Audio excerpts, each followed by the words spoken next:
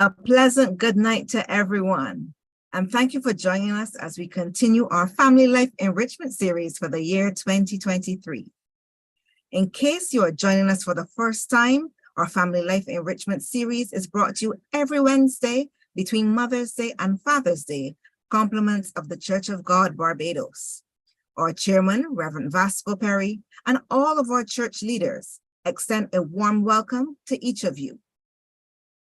In case you've missed any of our sessions, feel free to revisit our YouTube channel, Church of God Silver Sands, to catch up on all of the sessions in the 2023 series. There is something for everyone. For those of you who have made Wednesday nights your time of fellowship with us, thank you for your continued support. I'm Tasha, your host for tonight, and in true form, we are continuing in our quest to explore all aspects of personal life and family life. We have explored how to eat right, how to maintain good mental health. We celebrated singleness and strengthened our marital relationships. Our session tonight centers on another key demographic of our population, which is ever increasing due to our strides in healthcare. Tonight, we are focusing on the elderly. We are delving into the area of caring for the senior person. And to help us understand this area in much clearer detail, it is my pleasure to welcome Mrs. Trudy Rowe-Weekes to our family. Trudy describes herself as having a passion for persons of all ages. Professionally, she's been trained in gerontology and clinical social work in New York City. Currently, although not specifically in the clinical field, she has been blessed to work in a field that encompasses persons across the age spectrum.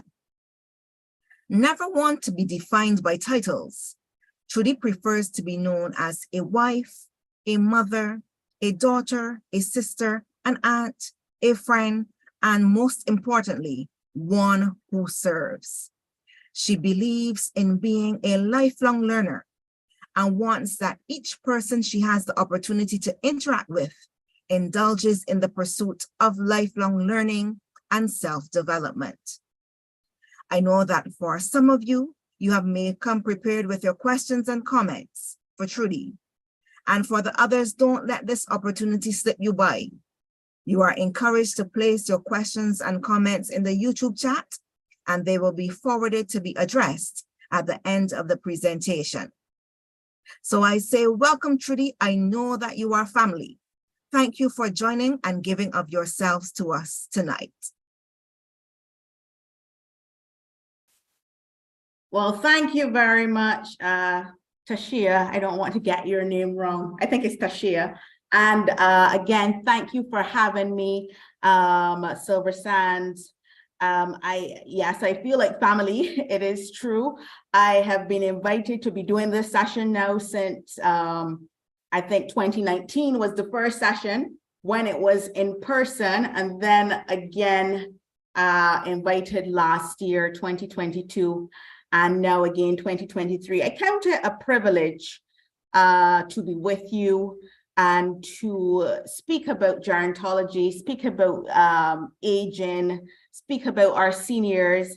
I like to always preface, for those who have been following me from since 2019, I like to preface it as something that we are all doing. It is once we come out of the womb, even in the womb, I always like to say the baby is a week old, 2 weeks old. And so it is something that we're actively doing. Once you live, you must die. Once it is alive, it must grow old, it must degenerate. It's just the natural science of things. So I want to start by saying thank you. Brother Bellamy always reaches out. Reverend Boyce reaches out. They reach out to say hello, but then they reach out around this time to ask if I can fulfill this role. And once again, it's a true honor and it's a true blessing and privilege to be a part of this series and these sessions. Just a little housekeeping. You might hear some dogs in the background. Just because the dogs are a bit unruly tonight. It seems there are cats in the backyard. And so if you hear some of that in the feed, just know I'm in a domestic environment, and please forgive the dogs. I hope it wouldn't be too disturbing or too disrupting, but this one notes in specific, he's very special and he gets really hyper with the cats. But let me start by first recapping, just because we've been talking about this elderly issue for quite some time. And I know that many of you within Silver Sands community, you're not new necessarily to this topic of aging. And I want to piggyback on some things that we would have talked about in 2022. We would have been recapping healthy aging, and that encompass physical health, annual checkups, exercise, good nutrition. It's great to see that you actually had specific series, as I heard and saw the little ad before, where you had how to eat right, mental health, all of those things we touched on in terms of healthy aging, financial, you know me, I'm big on the financial life, the financial part or aspect of aging, just because I think everything in life is based around finances, whether we want to admit it or not. And more so, we're hypersensitive to it these days, as everything in the world seems awry in the economic space. And I only foresee that it will get more interesting as this dispensation continues. So it's something to always keep in the back of our mind. And then, of course, we touched on social life, embracing change, creating memories, friendships, and then mental health. And again, I saw you had an expert in speaking about that, very important and can definitely be delved into further. And of course, spiritual health, super important, especially in the context that we're in. And I'm no stranger to this. I'm a practicing believer as well. And spiritual health is very, very, very important, especially just traversing through life, more so these days as well, in the context of these days. So when I asked Brother Bellamy normally calls and says, yeah, hey, Trudy, you know, so I said, what are we talking about this time? And he says, well, it can be around care of the elderly. You'll know how to do it and that sort of thing. And I thought for 1 minute there was another suggestion on my part, but I think I also would like you guys to follow up with her. But there was another suggestion on my part when I heard care of the elderly, because I think about it practically. Now, the thing is about gerontology, gerontology has many facets to it. So you have like the social gerontology, where you deal with policies and you know about the aging process, you know what's involved. But then you have nursing, gerontological nursing, which deals with the actual care, and you have to be a registered nurse in order to do that. I didn't do that segment of gerontology. However, there are others here in Barbados who would have done that, and I think are quite expert. And so I said at the last minute, you know what, maybe she should do it.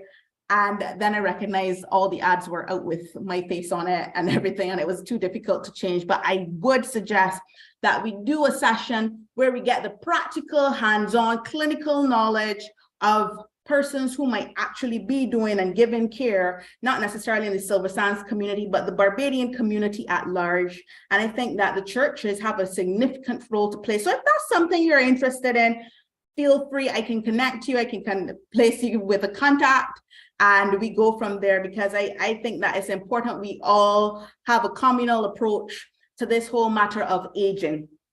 So tonight, my presentation is based around care of the senior person. I don't like to get stuck on the word elderly too much. I think even jargon and vocabulary shifts a paradigm and changes the way people think. So I want to say a senior person, and bearing in context, that senior person can very well be us, yeah? Just because we are aging too, right? So I have a 2-year-old, and you'll probably hear me refer him a lot, just because, you know, children and older adults have something in common. Their needs are mirrored. They're almost like the same, right? Just one is younger, one is older.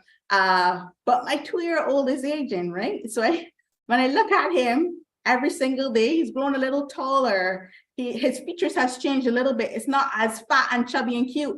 And I go like, oh my gosh, the process is starting. And when I look at myself in the mirror, I'm getting bags and lines and everything, and I look a little different than I did. When y'all look at me, I probably look a little different than I did 1 year ago to this day. So aging refers to us. This isn't something that, you know, is going to happen down the road. It's currently happening, right? It's currently happening. And also, I want you to take into context that you can be young, and especially with caregiving, you can be young and exposed to caregiving at a very early stage, in that you can be the recipient of care or you can be the giver of care due to circumstance. So I want you to think about this in this context. It's not just alone for persons who are senior, let's say 65 plus, if we want to put the demographic age on it. But really and truly, it is all of us at any point in time across the spectrum we call life. So a few things come to mind when we think about caring for the elderly. And I thought about it.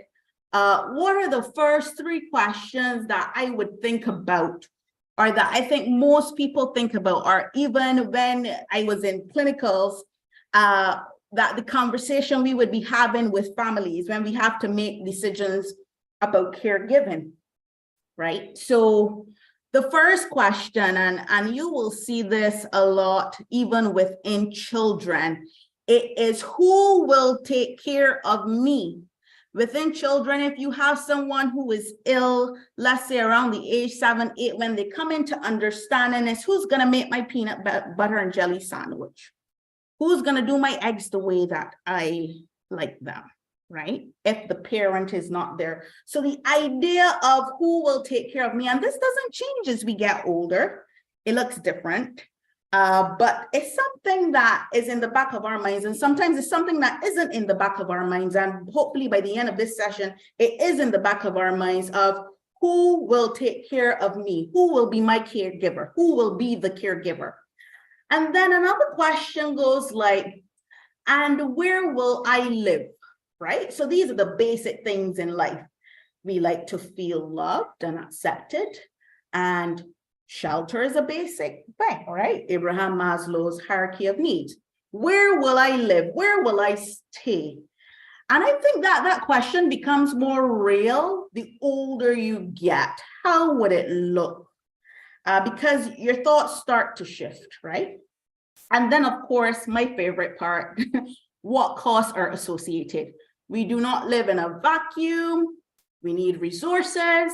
And so I'm putting it out there as something that we need to think about. So I want to start with that first question, who will be the caregiver? If we can go on to the next slide, yes. Who will be the caregiver? Now, there are different types of caregivers, as we know, and just from interacting. And I like to say to you, I am no more expert than you are. This is something that you have been living all the time. This is something you see. This is something we see in the news. This is something we see in the newspapers. This is something we see going viral and all sorts. So we sit back and we amuse ourselves, and sometimes we sit in shock, and you'll see what I speak of a little later when I say things that resonate in the news and so forth. But when we talk about caregivers, I want to just bring some things into context and some things that we need to start thinking about that I think as a society, we don't really necessarily think about here in the Caribbean. And that is what I want to call the whole umbrella of advanced care directives and advanced care planning. Now, under this category, you have healthcare proxy. And this is basically just a person who can make your healthcare decisions for you if you're unable to communicate these for yourself. This, of course, happens a lot in the medical setting. And then this is documented in what we call the living will. I'm not a lawyer, but I'm sure there are tons of attorneys in Barbados who can help you with such. I know in the US where we're trained, and I came out of palliative and end-of-life care, so we saw this. This is like not to be. Let me not say the Bible. I don't like to put the holy book with things that are secular. It's just a pet peeve of mine. But this is the crux really of palliative and end-of-life care. And because the societies in the international world are so litigious and everything is a liability, you want to have these directives in place. Before a doctor will go and shock you and administer CPR, they will be asking in the ER, who is the healthcare proxy? And is there a document? What's the advanced care directive? Because then that family can come back and sue the hospital and sue the doctor for millions going on billions if something goes wrong with that body. And so these are important documents. But while you are alive and while you're well, it's something to think about who will be in charge of me and making decisions for me if I can't do it at any point in time. And you want that person is acting in your interest, right? Whatever that interest might be. People have different wants, people have different wishes, and so forth. Then we have, living will, healthcare proxy, dealing with issues again around CPR, administering resuscitation, if need be, artificial nutrition and hydration within the hospital context, that's feeding tubes, if the language seems a bit aloft or fluffy for you, end of life issues, whether do I turn off the machines, what we call commonly as pull the plug, is turn off the machines really and truly. Should I put my loved one on a ventilator? A lot of those decisions you would have seen in COVID. Should I put my loved one on a ventilator? Lots of people were on ventilators. And then pacemakers, heart devices, all those things. Those are decisions that sometimes you have to make within hours. It's a question of life or death. And these are caregivers who are administering this on your behalf when you can't do it for yourself. So it's good to do it when you have a cautious mind, when everything is functioning and you're thinking straight, as opposed to then have this pounced on someone in an emergency room when emotions are running high and there's nothing in place. I find it isn't as common. Some people are exposed to it. It's not as common as it could be, but I believe in time it will be going there where people will get to actually stay. And then there's informal caregiving, which all of us are familiar with. So you have the family member or a friend, and this is usually not paid, right? And this sometimes is where the problem and the troubles come. And then we also have the formal, which is the paid professional. So you have doctors, you have nurses, you have nursing assistants, you have helpers that may be in an institution or that may come in to your home and administer care. So these are the types of caregivers that we are aware of that currently exist. In time to come, you might see a robot. With how the world is going, I know there's such, especially in the Asian territories, there's such prototypes whereby there are robots who live with families and who are the caregivers and who are programmed to do such. And then I think it will be the extinction of humanity. But not all over the world is quite there yet. But it's getting there. It's getting there. Technology is at that level. And we can sooner or later have a robot. Well, you know what? We kind of do. And somehow when we wear those watches, those are robots. And they tell us about our health. And it's just a redefinition, but they're actually little robot persons. That's quite scary to me, but such is life. So let's go on to the next slide. So we've established who a caregiver can look like. Where will I live or stay, right? So what are the institutions that we have surrounding us? And before I get into that, I want to identify something or introduce to you. Some of you probably have heard of it before, but what we call activities of daily living.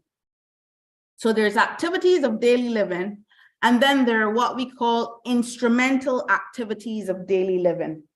And all activities of daily living they're those skills that assist you in fundamentally taking care of yourself independently. So this is what is a measure of function in the area of gerontology, yeah? And this is basic gerontology, medical gerontology, gerontological nursing. This is the basis for which assessment occurs. When an elder person presents to you, one of the questions on the assessment form is their ability to carry out specific functions. So we know our activities of daily living. We do them every day. So when I go through them, you'll see, oh yes, this is an activity of daily living. And you'll recognize, yes, I am an expert, right? It's just all this big fancy words and so forth that make school expensive. But one, ambulating, it's just a big word for walking and moving around. Can you ambulate? Can you walk around? Number two is feeding. We know that we have to eat. Your ability to feed oneself, to eat, right? To swallow, to do those things. Number three is dressing. The ability to choose one's clothes appropriately and put said clothes on. And believe it or not, there comes a time sometimes when people cannot put their clothes on. And we know this, right? Especially with the dementias. Yeah. Then we have number four, personal hygiene. The ability to bathe, brush one's teeth, maintain one's nails, maintain one's hair. Yeah. Number five, continence. So that's your bladder and your bowel movements. You're going to the toilet, you're cleaning yourself after that, and being aware that it's being done. Yeah. And then number six, continence goes into toileting. It's literally a category for toileting, right? The ability to get to the toilet and clean oneself. Instrumental activities of daily living now. So those were the basics. Those are the things that physically we have to do with our body and selecting clothes and that sort of stuff. So those are the basics, and they feed into the basic needs of humanity. Now, instrumental activities of daily living are those skills that require more complex thinking and organizational skills. So you'll see the difference now. So one is transportation and shopping. So that's driving, the ability to organize transport and get around. Move from one place to the next. Grocery shopping comes into that, yeah? Managing finances, and that's the ability to pay bills and manage financial assets. And when you see that there is abuse in the elderly with finances, it's because the elder person lacks the ability at this point to manage their own finance. And so some perpetrator wickedly takes it upon themselves and takes advantage of that senior person who, because for whatever reason, cannot function in such a manner, and they pretty much abuse the elder because they have the power and control over the finances. So that's why these things are real issues, because the function has been lost, not because the person rightfully gave it the function to do it. If they could have done it, they'll not have you managing their finances, whoever the perpetrator is. Then we have house cleaning and home maintenance. So cleaning your kitchen, maintaining living areas, keeping it clean and tidy. Meal preparation, similarly, not just going to the grocery store and shopping, but the ability to come back home and actually prepare a meal and place it on the table and make sure you eat it at the end of the day, right? Shopping for clothes, that sort of thing. Managing communication with others is another instrumental activity of daily living. And that's the ability to manage telephone and email. And now we have WhatsApp and so forth. And the older people are so into their phones now, and they like to message each other, and they like to send YouTube videos. They have control of that function currently, and they're moving in that function, which is great. So technology has become simplified in a way that they're able to use it and use it to their advantage. Look, we're on Zoom right now, right? So I'm sure senior folk are on here as well. So there you go. You're managing communication. And then managing medications. So the ability to administer medications to oneself, right? Failure to do that, then you would have to have someone administering the medication for you, whether it's in a clinical setting or somebody comes at the home and does it for you. So when these functions start to diminish in your senior, these are warning signs, right?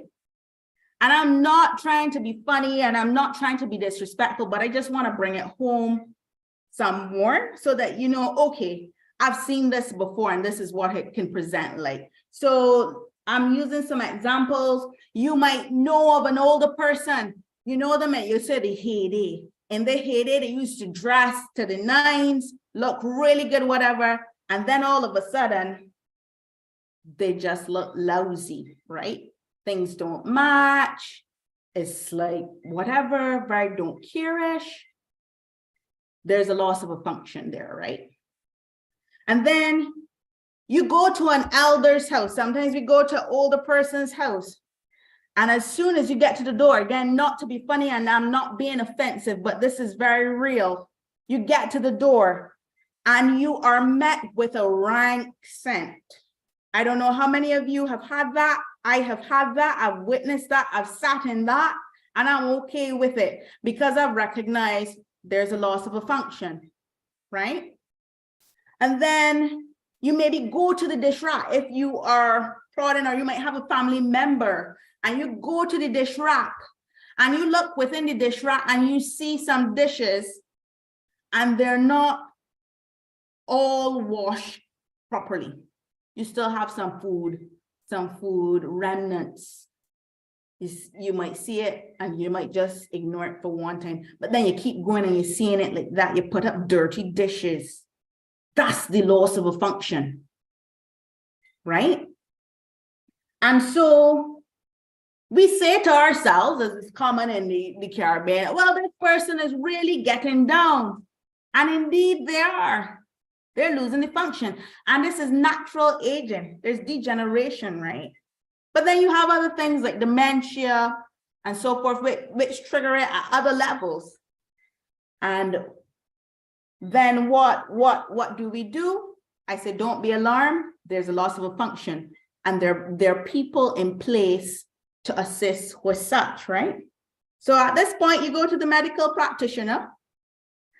And what will they do? They will administer you an index scale. One is the CATS scale. I think CATS is the name of the theorist. Can't remember his first name, but CATS is the name of the theorist who would have come up with the whole idea of activities of daily living and instrumental activities of daily living. And he has an index scale by which the practitioner will start to ask you questions. Can you do such and such? And you say yes, no, and whatever, and they're marking you. And at the end, they'll tell you, based on your score, what level of caregiving you would need and where you will sometimes live or need to stay based on the level of caregiving you need and if you have access to what you have access to. I hope I'm making myself clear.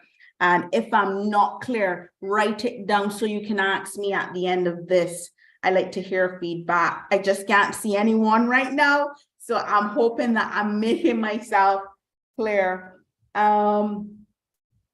So we've established that physical illness leads to loss of function, natural aging leads to loss of function, and accidents can certainly lead to premature loss of function. And that's why I said in the beginning, even if you are young, don't count yourself out because you can move from able-bodied to person living with disability in the blink of an eye. And you would wonder how you got there and why me and everything. So we're not necessarily, because we are young, necessarily immune from this whole caregiving. I pray we never have to see that and that we be caregivers first. You would like it to go in that order, but we never know. And so we have to be prepared and think about these things. Of course, dementia leads to loss of function in many of those activities of daily living. So I just wanted to explain the activities of daily living because that determines, again, your level of care that you will need, and then where will this care be administered, where we will live. And I want to preface this and say, for the most part, in the ideal world, we want to promote healthy aging where you are as independent, keyword independent, as long as you can possibly be.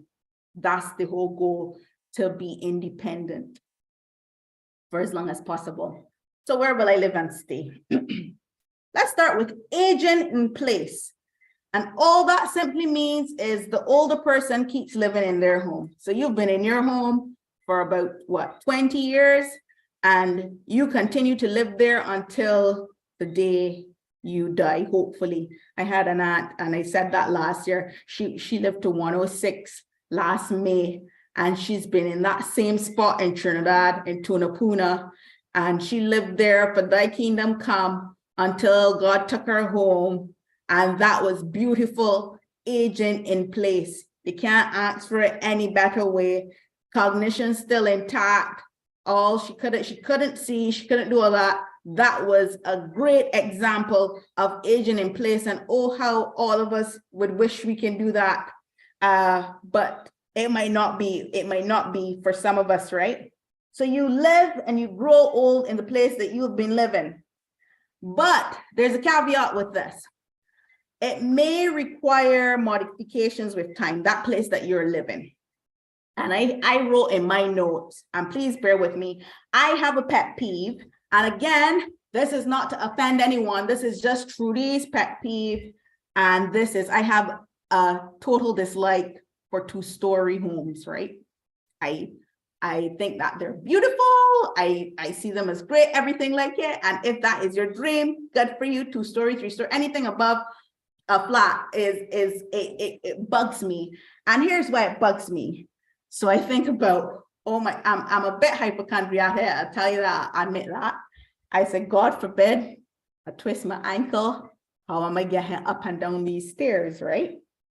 And then I think about a fire, and the only escape, if I am up top, is to jump through the window. And that ain't really happening because I'm gonna bring on more injury. And then I think, okay, when I get older, I might have arthritis in the knees and the feet, and to move up and down those stairs, gonna present some challenge. And then I might risk injury again, right? And then I think, well, where is the kitchen gonna be located? Most 2-story houses, and I'm not saying all, most 2-story houses are not designed with a kitchen on both floors. And I think that if I'm in a 2-story house, what is downstairs should mirror what is upstairs, and what is upstairs should mirror what is downstairs. Just in the instance that I get stuck upstairs, I need to be able to eat and have access to a kitchen, have access to bathrooms. Most of them have bathrooms upstairs, have access to the bathrooms, that sort of thing. Or if I'm stuck downstairs, the similar thing exists. And I would advise for those who haven't built as yet, if there are young people on this, if you haven't built as yet, really think about designing your home as age-friendly as possible with caregiving in mind. Because life happens, and there comes a point in time where you might have to modify your house. And there's a whole field of gerontology around being age-friendly and interior design, literal designs across the globe that makes it easier for you as you get older, where you don't have those stairs, you don't have even the tiles and so forth are sponged. They think about everything that could possibly go wrong and serve as a risk and a hazard within your home, and they come in and they modify it with their design, lighting, every single thing. There's a whole body and a whole dearth of research that surrounds age-friendly. And I think that if you're about to build, look up age-friendly designs. You're gonna need it. When we're looking at things, and this is just something, and again, it ties in with caregiving, and you'll see how. Be mindful of carpets. Can be an object for tripping and causing further injury. Older people fall because your balance, your gait isn't, when I say gait, your walking, your ability to walk and ambulate. Remember the ADLs? It's not as steady as, let's say, when you're young, your balance might be off. Your balance is really by your ears. That might be off, and you might trip. And sometimes the carpets have some uprisings in them, and a toenail might hook in and you fall. And then when you fall, you might break your hip, and your hip more inclined to break because the bones are fragile because of your age. And then when you get a hip fracture, that's like the worst of the worst. And they like to call it the beginning of the end. Everything spirals out of control. You could either get a hip replacement, which is expensive, and at that time it may be risky and blah, blah, blah, blah, blah. And it goes on and on and on. Then placement of cupboards. Are the cupboards too high? Are the cupboards too low? Are they just right? When you need to stretch, arthritis, how your bones move and how your joints move, and is it painful to move? These are things you need to consider, because when you're young and you're designing, you can do all things.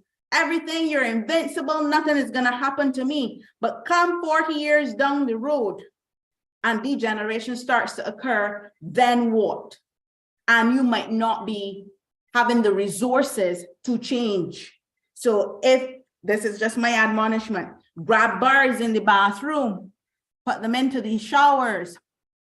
Are the showers spacious enough to have a wheelchair in them and have the wheelchair moving around and doing all things that you need it to do, right? Do we have a seat in the shower if we have a shower? Is the shower a step up where a step is going to be problematic for some person who can't step up? Is it a sunken shower where you can just walk right in, those new ones that look really nice, and you just walk right in pretty much, so everything is on the same level? Is that something that you want to consider? Shower or tub? Is it a tub that you have to then go down into and sit down? Is that feasible? If you have to care for someone in there, can you bathe them properly? What would that look like? The doorway and walkway spaces to the rooms of the house, are they able to have a wheelchair pass through them? Are you able to move through them? Not even a wheelchair, but a walking device. Some people have scooters and that sort of thing, assisted mobility devices, right? So these are the things that you have to think about. If you have houses with stairs, 2 stories, do you have the ability to put a lift in? And as I was doing this, I thought back to my godmother. I have a godmother in Washington, and both of them were old, her husband, but her husband had prolonged illness, and they had a 2-story. And in order for her to move him down, she had to install a lift in the house, and she did it by herself. And I respect her because she's tiny, she's super tiny, she's short, and she's petite. And he was tall and strapping, and she lifted him from their bed. She moved him and put him on the lift, brought him downstairs. She was able to bathe him, everything right up until the day when he passed. But there was provision. I respect that about her. There was provision for a lift to go into their house with the staircase, right? So we have to think about these things. Will we have the resources to do such? And if we don't, what do we need to do right now to circumvent that problem or that challenge if it does happen? So that is aging in place. Just be mindful there might be the modification piece, but I think aging in place remains one of the most cost efficient ones. Retirement communities is another one, and you have 55 plus and so forth. They're very exclusive to their age. So you have to be a certain age to qualify to enter. They just want their own cohort there. Seniors can get very territorial, I'll tell you that. And they like to be with themselves, because guess what? Likes like. They've grown up in the same era. They like the same things. Most of them, majority of them. You have the spurious few who would rather not. You can still live independently, but around those who are in your cohort, and you will see the development of retirement communities. You see that retirement communities are specifically designed for seniors, right? And they have lots of amenities around them. And so you will see maybe a medical center in it. You will see a grocery store in it. You will see a large communal pool. You'll see restaurants around them. There is something that mirrors such. I'm not sure if it is just limited to 55 plus. I haven't done my research, so I'm speaking off record, and I'm speaking rather ignorantly, and forgive me if I am wrong, but something like that just went up at the estates at St. George. I'm not sure that it is age specific. I believe if you want a piece of the pie, you can go buy a piece of the pie, but that's a similar concept. I think in Barbados, the best the best idea of a retirement community, if it were left to me to put it as a retirement community, is not sold as a retirement community, but the best mirror that we have, the best example that we have is what has been done at the villages at Coverley. That to me is the ideal type of retirement community, from house sizes right back down. The space, the square footage, the footprint, everything is well thought out. That is sufficient space, although when they first came on board, you had a lot of talk about how small the houses are and they're so close together. Really and truly, as you get older, you'll start to see you don't need all that space because the maintenance of it calls for a whole different mindset and a whole different set of resources. And so I think right down to footprint and square footage of the house, Coverley at the villages is an ideal retirement community. If I had to say, that's what a retirement community in Barbados currently looks like. And I know there was this Optimist village, I think over, is it Green Hill or Eden Lodge side? There were these villages that were there before. But if you want to see what a modern day one looks like, Coverley is definitely that space. Then we have assisted living facilities, and they are more there not for a person who has challenges with the activities of daily living, the basic ones, but the ones who might have challenges with the instrumental activities of daily living, people who want to have meals brought to them as opposed to them cooking, people who might not, they had to give up the keys and stop driving, but they need to get around. They might need their medication brought to them from the pharmacy, those sort of things. Those complex activities they might need assistance with, and they check themselves in to assisted living facilities. They can still maneuver, they can still do things, but these are the tasks, high functioning tasks they might need assistance with. And then of course we have nursing facilities, which I don't really like. I call them the institutionalization, but they are part of it all. My thoughts on it are very extreme and I wouldn't share it, but you know, it is still an institution. You have them privatized and you definitely have them public. The public ones are definitely known as I think they call it the geriatric hospital in Barbados is the geriatric hospital. So you have the main ones like St. Philip over by King George. You have the one in Beccles Road. You have one which is actually now going up by Hothersall Turn, and that's going to be a huge one. That's going to be more modernized and promises more space. And then you have the private ones, which if you don't want to go to the public ones, you certainly can if you can afford. And the going rate for one of them, sometimes it starts from 2,500, maybe 3,000 by now and go up. They're quite expensive. They carry high overheads. And rightfully so. Staying with a family member or friend is the next option. And this is what we kind of like default to when we get older. Your mama might say, okay, I'm gonna come live with my son, or I might come live with my daughter. Or if you have a really good friend would say, okay, I'll come and take care of you and that sort of thing. Hopefully that sort of thing still goes on. And this one is more often than not unpaid. So we'll go on to the next slide.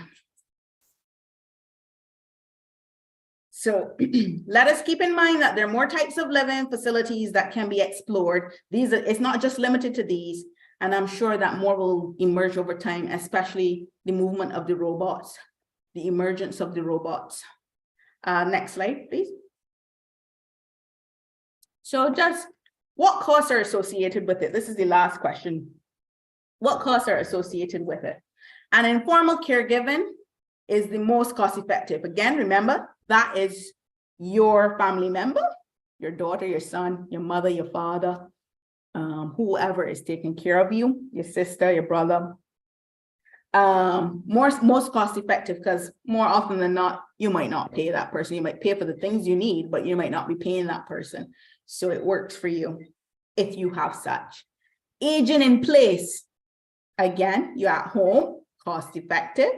You may need to have home modifications over time, dependent upon needs. And that's where you have to put in some capital because you got to change out, you got to refurbish, you got to renovate, and that can be costly because it's building. Retirement community, and I put, this is relative. I put that it's costly, but it might not be costly if you have planned over years for this. So it needs planning. It might involve purchasing real estate in another community, right?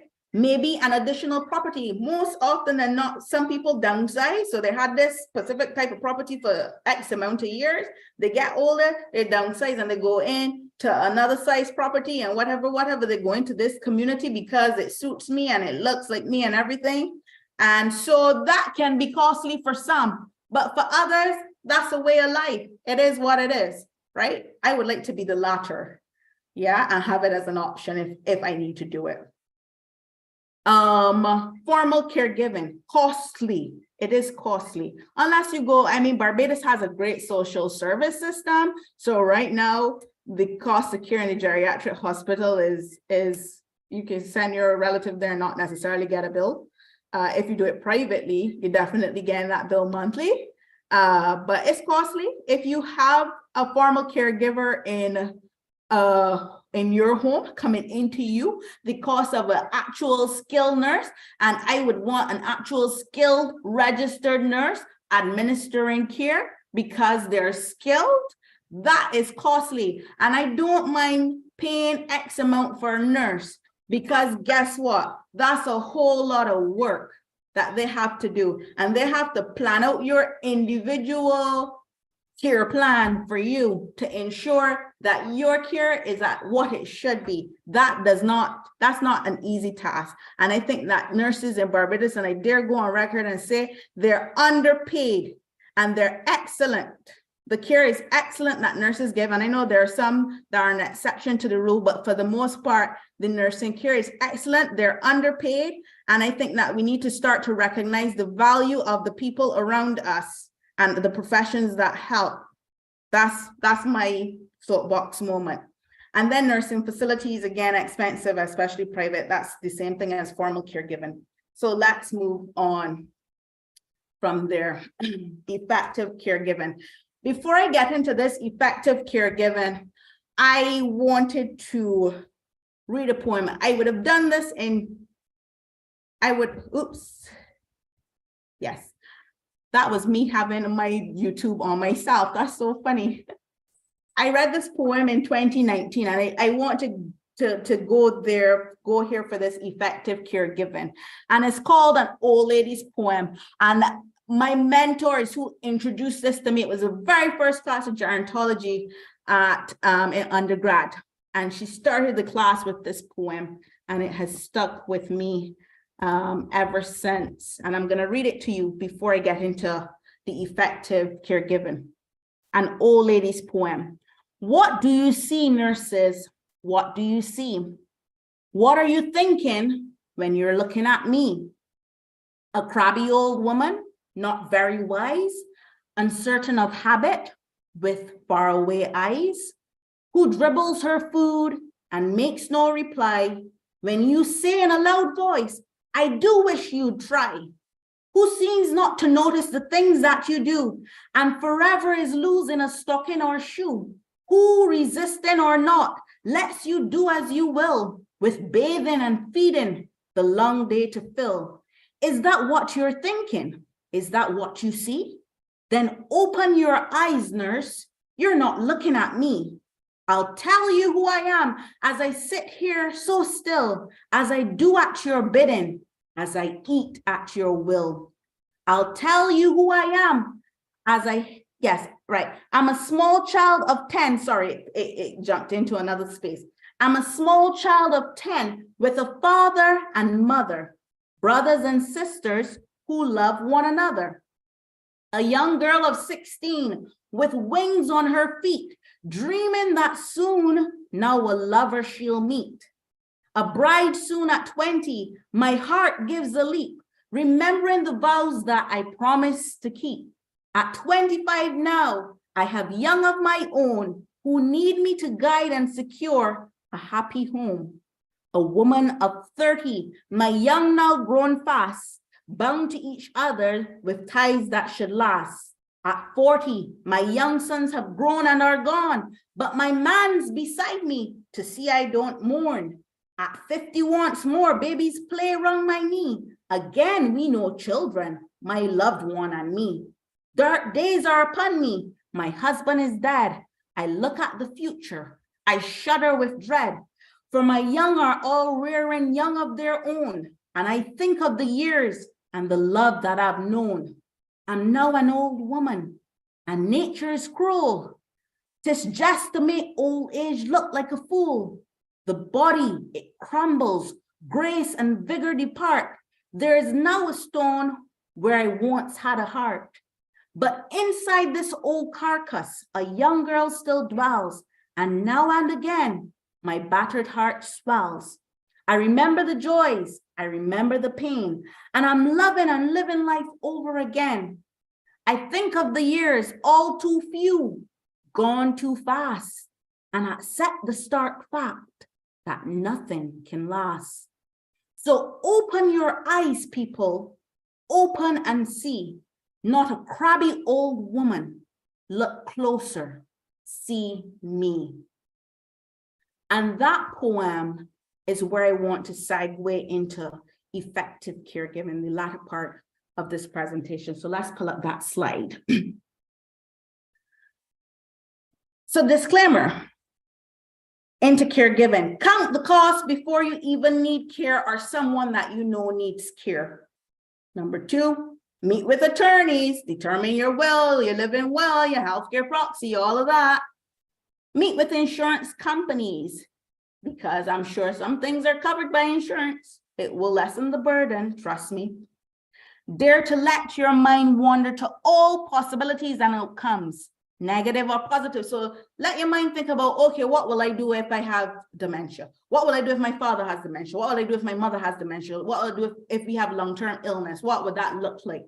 I'm not calling it on anyone. I believe in healthy and I believe in proclaiming goodness and everything. But again, life happens, right? So dare to let your mind wander. Not saying it will happen, but think about the worst that can happen and what plan you will put in place for if it does happen. So we have this thing in palliative care where we would say,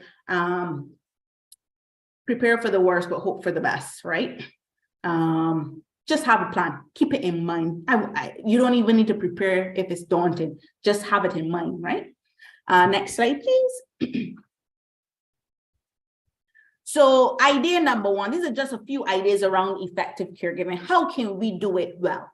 Yeah, your attitude and philosophy and the belief system around the senior.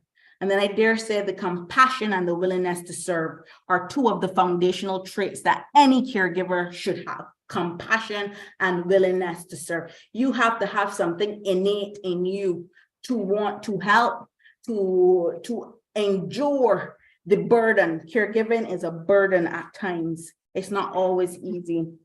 And for attitude and philosophy, I said, I'll tell you this, you have to love old people and your loved ones. And old people can be anybody, but when your parents are aging, you have to truly love your parents and honor them, right? And I often say that you could tell those people who grew up around older people. Yeah, I was one of those persons. My mother, I had, and I thought about her as I was doing this, and I think about her when I'm doing everything that's senior related. My mom, she first raised my mom. Her name is Una Eiffel. I choose to call it because she's such a great woman. Well, she was such a great woman. And I think that you all should think of those great older people who have had a major impact in your life. But God bless her, wherever, well, I believe she's in heaven, hopefully. But she raised my mom, then she raised my sister, and then she raised me. And by the time she got around to me, she would have been about 71 based on my calculation. So she would have passed that 65 plus, retired, everything. She took me to school religiously, collected me from school religiously, all up to, so by the time I was finished primary school, she was in her 80s. By the time I left Barbados, then she was in her 80s, something going to 90 something. And then God took her home at 92. Yeah, so I grew up around older people And then in growing up around her, you had no choice but to grow up around her friends who were all older, and all of them loved church. They really, really loved church. And so I grew up in the church at South District Nazarene. I grew up in the Nazarene. That's where my mom grew up, and then I grew up in there. And you had a choice. You really had no choice but to be around older people. So if you can identify with such where you were just around older people, then we are all in this together. Similarly, my husband had the same experience. Y'all know my husband better than I would have known his history. He grew up with Francesca Prima, who was a long-standing member of y'all's church. And similarly, he would always tell me, sometimes I was the only boy in a women's meeting. And whoever came up with that would know that that is true, because Francesca Freeman is who raised him. And so you see that same respect and honor that they have for older people. He's not the only one. I'm sure there are many people within that community. There are many people that I know in our generation who came up with older people because your parents had to work.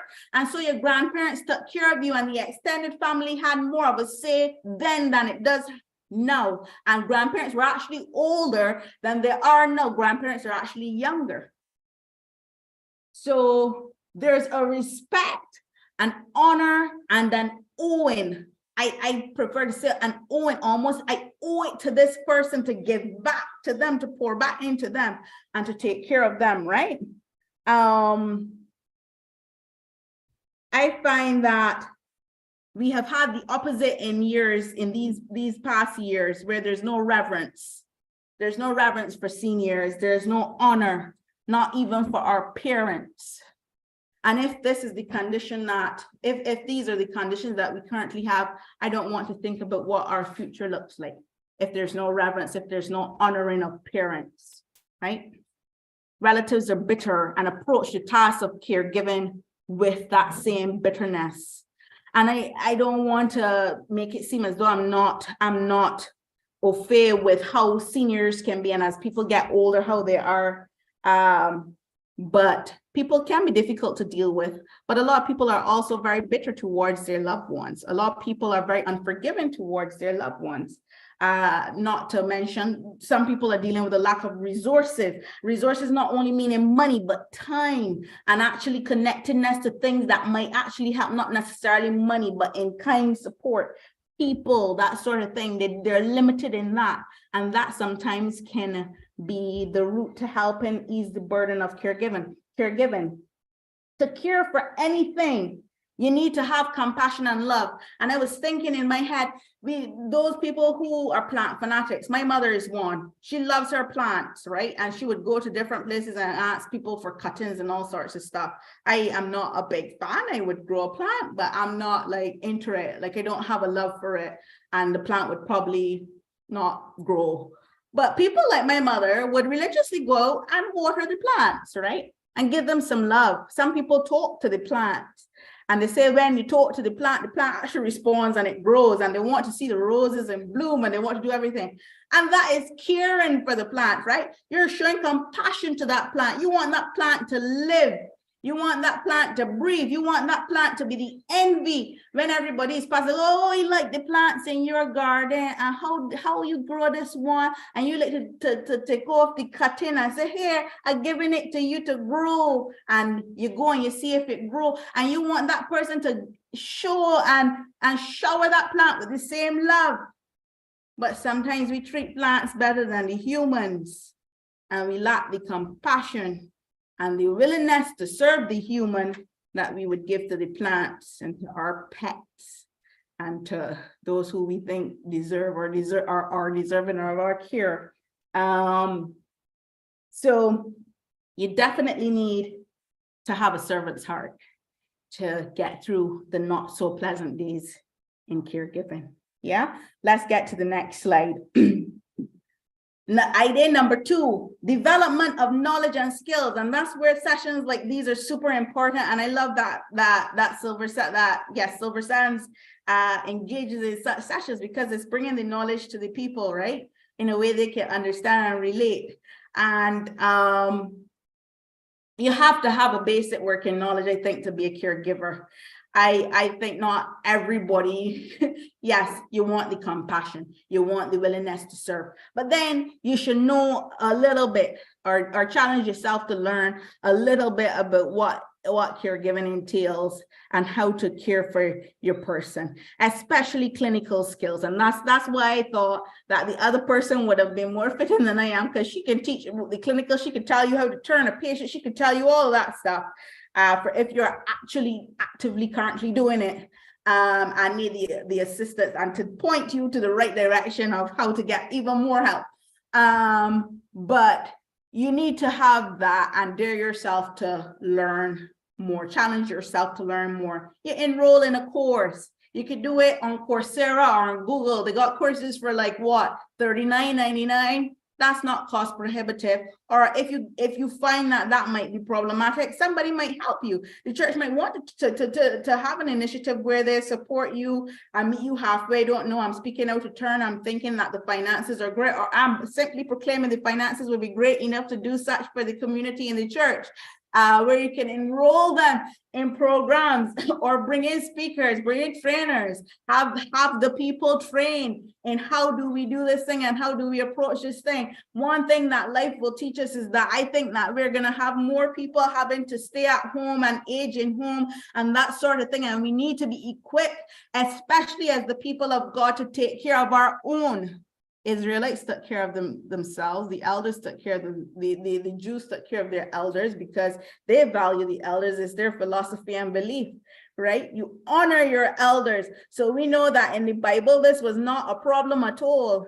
The reverence that was had for the elders, it was astonishing. Look at the relationships between Moses and Joshua, right?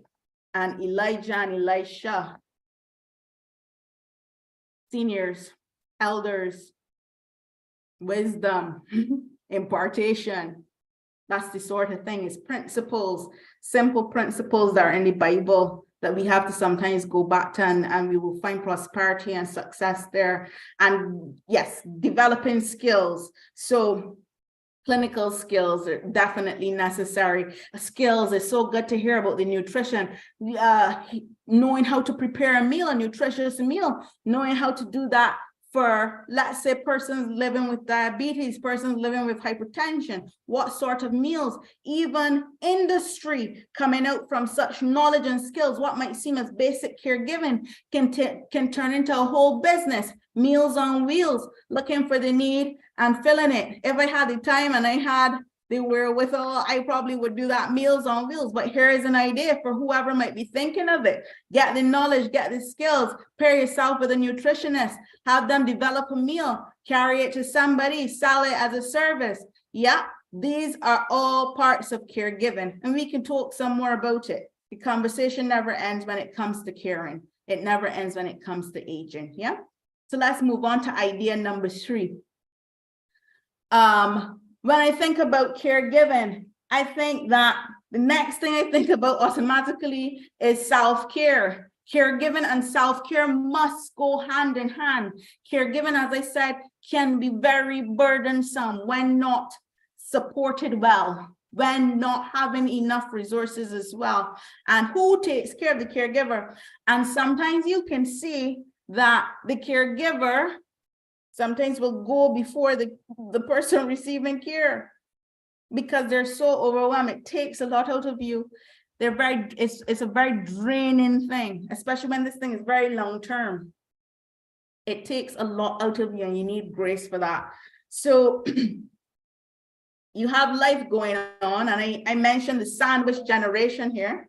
You have the sandwich generation caring for your own children. So you have people who have their young people raising, and then you have their older people raising on the other extreme. So you got the children on one end, the older people on the next end, and you're sandwiched in between, and you got to meet everybody's needs. And you're at work, and your boss crazy, and he wants this of you, and he wants that of you, and you feel overwhelmed. And you got your husband, and he got needs, and everybody else got their needs, and I am overwhelmed, and you feel like screaming.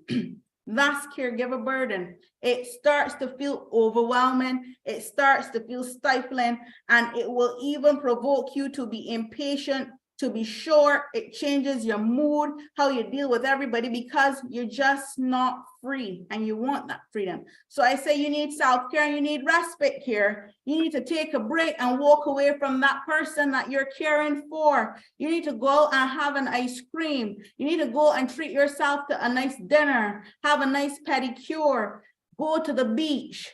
It doesn't have to be expensive. I'm just speaking. If you can afford, take a trip, move away from the situation and put somebody else to deal with that until you get back. You will thank yourself for it, and you will be able to function more effectively when you do return. But you need intermittent breaks. You can't be go, because you're going to burn yourself right out. And we have seen that many times. And we've also seen caregivers who lose their lives and the person that they're caring for live long after them. But you gone because you burnt yourself out. You didn't check on yourself, right? You didn't check on yourself. So self-care goes hand in hand. And idea number 4, I think my idea number 4 would have been patience and understanding. Patience and understanding is needed in this caregiving game, right? Again, if you're respectful, if you have honor, you're going to have some patience and understanding. And I want to say it again. Some people are very difficult to deal with as they age. And you see this a lot in Alzheimer's and so forth, where personality is changed, 1, or 2, personality becomes even more amplified. I feel that sometimes a dog cannot change its spots, that if it was rough during its prime, it probably will bite you still when it gets old, but it might just be a little less of a bite because it ain't got the strength and the oomph to go behind that. But sometimes a dog doesn't change its spot, and I'm not calling people a dog. That's just the example that I'm saying. But if a person had a strong tongue in the prime, chances are they have a strong tongue. The strong tongue will still prevail when they get old. Some people are stubborn. And I will be honest and upfront, and some of them are your family members. They are stubborn. They're not nice. And then some people are aggressive. They get violent. Don't think that because they're going to be old and cute and cuddly and like a panda and a koala bear. No, some of them are point blank violent. They will spit on you. They will scratch you. They will do everything to you. And your first reaction is going to be to retaliate. And sometimes slap them and kick them. And that's how you get the physical abuse, because they are being aggressive and the person doesn't know how to deal with it and they slap them back. Now, that's not how you go about it, right? You have to, that's why knowledge and skill, understanding the psychology behind how people react or not react. For the older person, they have no idea what they're doing. Some of them, they do. Some of them are quite aware what they're doing. But for some of them, it's something else going on. So trust me, I know, and it tests your patience. And then how about some of you, and I thought about this was heavy in my heart as I was preparing this. There's some people, there were some people who were not nice to you as they were in their prime, and you are forced to care for them as they get older. They weren't nice to you, and you're obliged out of duty. And a lot of us, especially the believers who are obliged because they want to do what is right by God. And they go like, because they've treated me this way, I'm not going to treat them this way. But some people had their favorites and partiality. They didn't pay you any attention. I know how it goes in the Caribbean, and this body over this body and that body over the next body and all sorts of things. And you still you end up with the burden of caring for them, or not necessarily the burden, but the task of caring for them. And you don't want to turn away because you don't want to do what is wrong in the sight of the Lord. You want to honor God. And it's from that place, that sense of duty to God, that you look past that. And it calls for on the caregiver part, a lot of forgiveness. Because you got to look past that and you have to deal with that person. You have to deal with that person in a humane manner. Showing them love, compassion, being patient, being understanding, having empathy, putting yourself in their shoes, not in your shoes, not having sympathy and pitying the person, but putting yourself in their shoes. How would this be for me if I were like this? giving them dignity, maintaining their worth right down to the end. Dignity is big. We want people who be dignified. They had a life. Remember the little old lady? The little old lady, we saw her as a crabby old lady, but she talked about her whole life, the whole life course, everything she did. It didn't just start as her being an old lady. It started somewhere. Dreams, goals, aspirations, husband, children, grandchildren, you name it. They were a person, they had a whole life, right?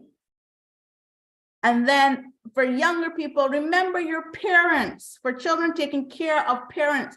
Parents want to take care of you in your most vulnerable state.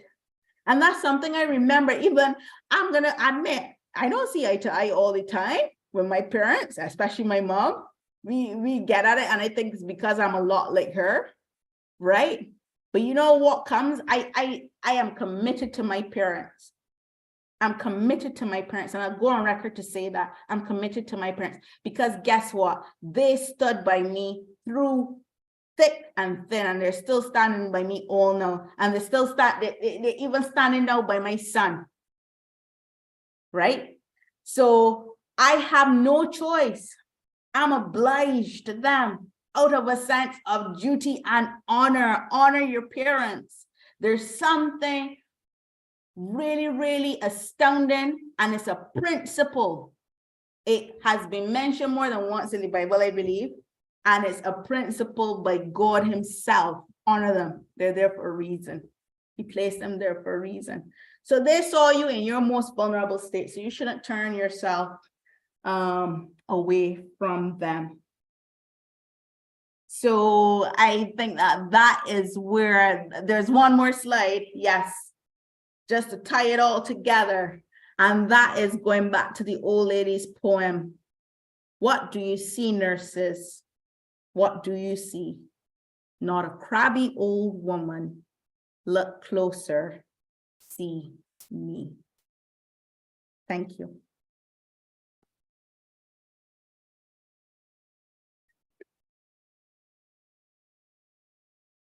Thank you very much, Trudy.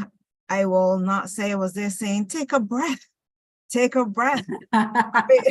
I felt like we had some information overload. I know there were a lot of nuggets there that we took from the discussion.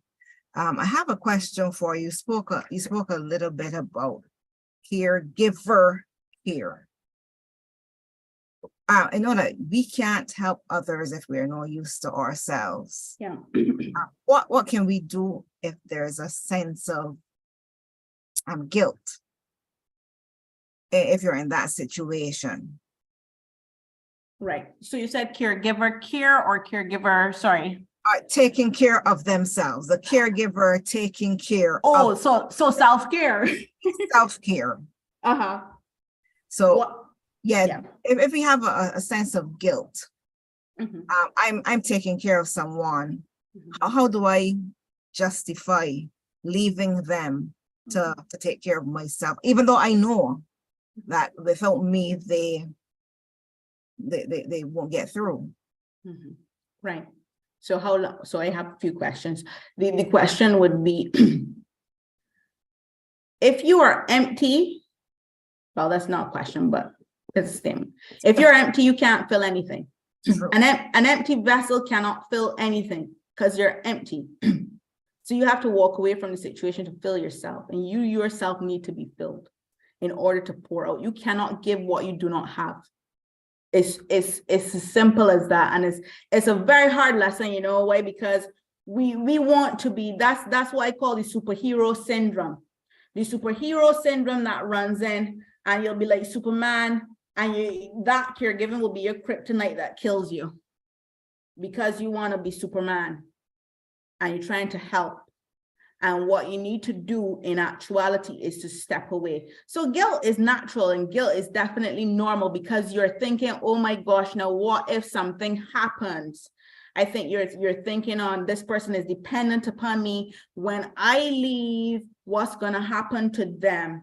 And that's why I said, find someone trustworthy. And that might sometimes, because it takes planning. Sometimes that person might not be around you in your immediate circle that you can easily say, let me put someone there to watch this person. It might look like I need to fork out or save up some money to just pay for a caregiver for an evening. And you will see that there are some entities that will sell a nurse to you, contract out a nurse to you, let's say for a night, 2 nights, overnighting. But if you don't have the resources to do it, let's say a nurse goes, just calling to figure out my head, let's say a nurse goes for $25, 25 Barbados dollars an hour. You say, okay, well, I know a night gonna be 25 times, let's say 8 hours, you hire them out for 8 hours. Let me save up and do that. If you don't have the resources, if you have the resources, then do it. You know, you can readily spare that and put that aside and you go out. And get me, respite care doesn't need to be for an extended period of time. It might just look like a few hours away from the task of caregiving. When I am tired and weary and everything, I go to the beach for 15 minutes. And you see that 15 minutes? It changes how I see things. Once I put my head on the water, then I am clear. I come back up and I go like, okay, I'm ready now to get out of the beach. I'm ready now to get out of the water. And I go and I feel like I have done something.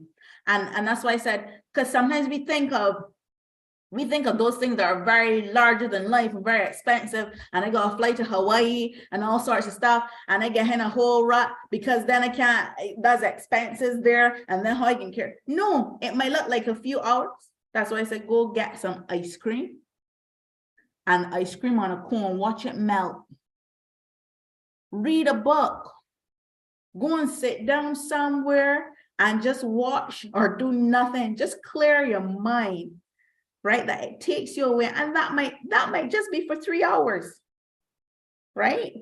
But you can find somebody in between that, especially if that person needs undivided attention, you definitely need to have somebody there. If not, you will feel terrible, in all honesty, if you walk away and then something drastic happens, like, you know, they go into shock or they go into something and you then go like, oh, I wasn't there, I should have been there. No, you need somebody who is trained to deal with that removes the guilt, because if they are untrained, you're gonna blame yourself more. But if they're trained, they know, these nurses and the doctors and whoever, they know how to react and what to do in the instance that something happens if you are not there. So that removes the guilt part.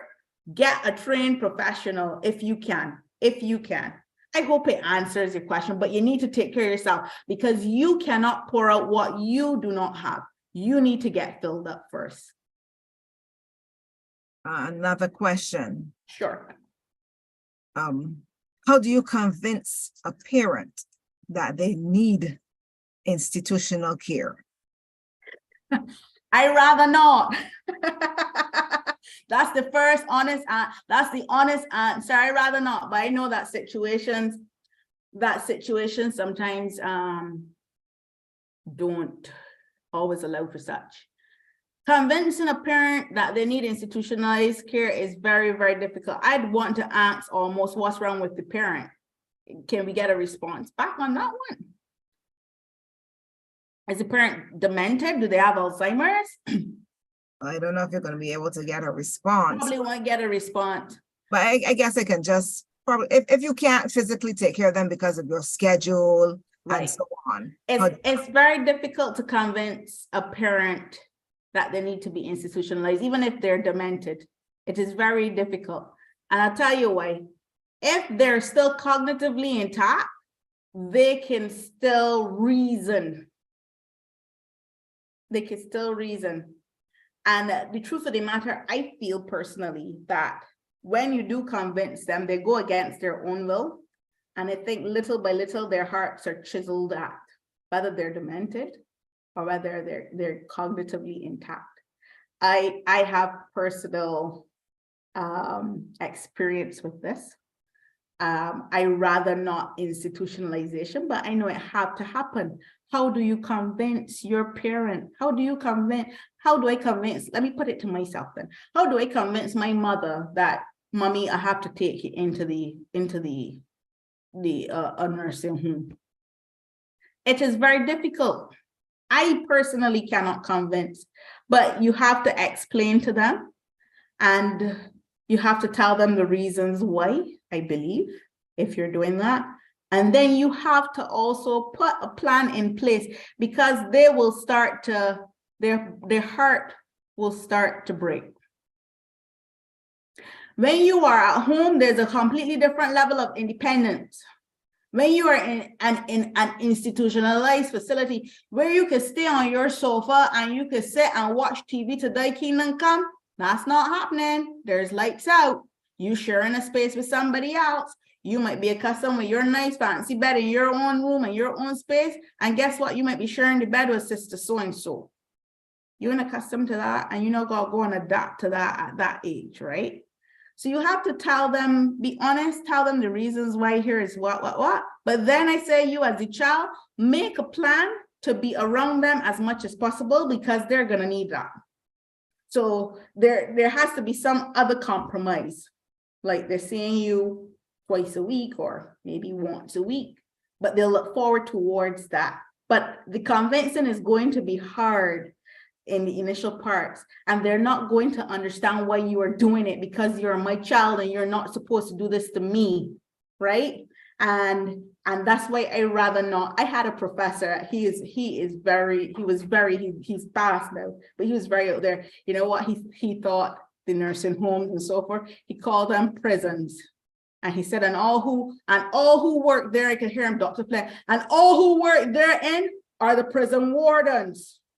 Y'all should never sign up to do that. He would always say that. And I said, why, Dr. Flynn? And he's like, in time you'll come to recognize it strips people of their freedom. And I have come to recognize and to respect his words. Are they needed? Yes, because not everybody has the time. Some people have children that don't even live in, let's say in context of Barbados, don't live in Barbados. But the parents still need care. And the only way they can do that is the children have to put them in an institution, right? Yeah. And then sometimes, even in that case, how do you convince them that you have to go? And then you're not seeing the child anymore, really, because the child has to go back overseas, so miles apart. Now they have to come and make friends with whoever is in there. It's a very difficult conversation to have. I say, be honest, be upfront. They'll dislike you for it. They'll have a broken heart. If you're able to put systems in place and to be near to them and to come visit, do so if you can. If not, you might have to find something else, and they have to adapt and be able to change out with their environment. Some people shut right down. My grandmother, she shut right down. She went in talking, and then after a few weeks, she never talked again, right up until death. And so Dr. Flynn's words ring true to me all the time. Not saying that's everyone's experience, because some people have some. So there was this lady with my grandmother, Miss Nichols. Miss Nichols loved it. Like, she completely loved it. And she's like, oh, my family put me here, and I good, just come and visit, just bring crossword puzzles. And she was good. My grandmother shut right down. Yeah. I'm giving anyone a last bit of time to put their question in the chat. That's right.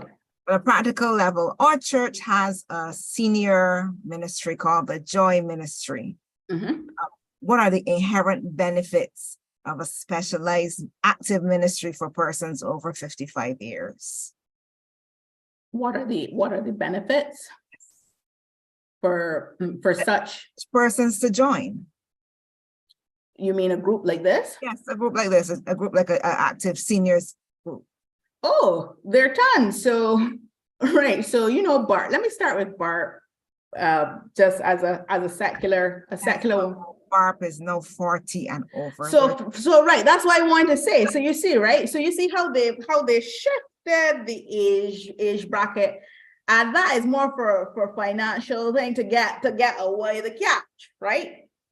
The benefits of having a group such as the Joy group that you have. You have people, let me tell you, people sharpen people. You have an open forum where you can talk about matters that will be common amongst your cohort. One. And a lot of people, they go along with a smile, but they're very lonely. So one, that sense of community in itself is a benefit. Then number two, y'all have the opportunity to, as a group, lobby for things that you want in terms of enjoyment, right? So you can plan vacations together if that's something you want to do. You can have little picnics, little excursions, that sort of thing. So the social bits of it, you will have. Again, you'll have the support, the psychological support. A lot of things happen as we age. When you look into the obituaries, you see sometimes, even with the young people, I'm at this stage and I'm just like, yeah. A couple of weeks ago, it was just young person after young person, and I knew them 2 in 1 day and all sorts of stuff. And that starts to play on your mind. So people like me might even go join joy group, right? Because you need that support to come and talk about these issues. You also need the spiritual support, and we should never neglect the spiritual support that a group like that will bring, where you bring your issues, you can share freely, and people should be in there praying you through it and sharing in that and sharing in your testimony. You have the opportunity to evangelize. I think that as we get older, especially in the context of the church, the role becomes more limited. And we like to push up the youth group and this group and the next thing. It's common. Youth is appealing. There's something beautiful about youth. There's something beautiful about the hair and the flowing and the this and the next. And then older people become marginalized. But this is an opportunity and one of the benefits of serving Christ, serving your fellow man, serving yourself. God wants us to enjoy life at all ages. That's his plan. That's his plan. So those are some of the benefits that I believe, tangible benefits. And I can't even tell you the eternal benefits. I don't have insight into that realm, but you will know when you cross that path and you meet with God face to face. Yeah. Well, we don't have any more questions, so I just want to say I'm overwhelmed with the information. I'm not overwhelmed in a negative aspect. I'm overwhelmed at what the prospect is and how it can be handled. The importance of planning ahead, being prepared, and most of all, what God is being compassionate. You talked about being compassionate to our elders, and I remember my grandmother say, she walked before me. They laid a path for us. We didn't do it for ourselves. And there's no reason why we can't treat those who went before us with the respect that they deserve. You can't know your future without acknowledging your past. I want to thank you for sharing your knowledge, your expertise, and most of all, I'm overwhelmed by your passion. I am passionate about what I do.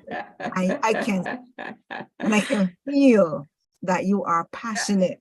Yes, why not be passionate? If you're gonna do something in life, right?